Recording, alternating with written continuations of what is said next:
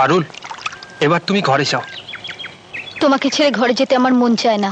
কিন্তু মন না চাইলেও এবার তোমাকে ঘরে গিয়ে ঝড়ের সামনাসামনি হতেই হবে। ঝড়? হ্যাঁ, ঝড়।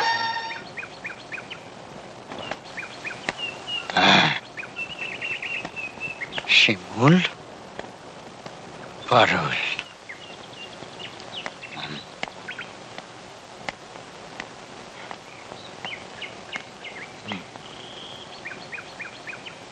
দাঁড়া।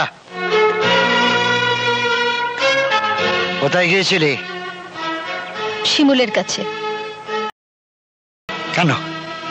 ওকে মন ভরে দেখতে। আমার শরীরটা এখানে ছিল, কিন্তু মনটা ওর কাছে পড়েছিল। আজ এতটা বছর পর আমি আমার মনটাকে শান্তি দিতে পেরেছি। এবার তুমি যদি আমাকে মেরেও ফেলো, আমার কোনো দুঃখ নেই। মেরেই ফেলবো তোকে, তোকে আমি শ্মশানে পাঠাবো। আমার শরীরটাকে তুমি শ্মশানে পাঠাতে পারবে বাবা, আমার মনটাকে পারবে না। না, পারবো না। আরে সাগর মন্ডল না পারে কি? পারলে তুমি আমার মন থেকে শিমুলের নাম মুছে দাও।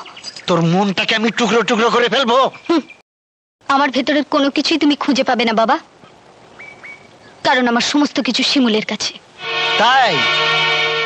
তাহলে শিমুলকে শেষ করে ফেলবো? শিমুলের কোনো কিছুই তো তার কাছে নেই বাবা, ওর সবকিছু তো আমার কাছে। তোকে মারলে যদি শিমুল মরে, তাহলে আমি তাই করবো।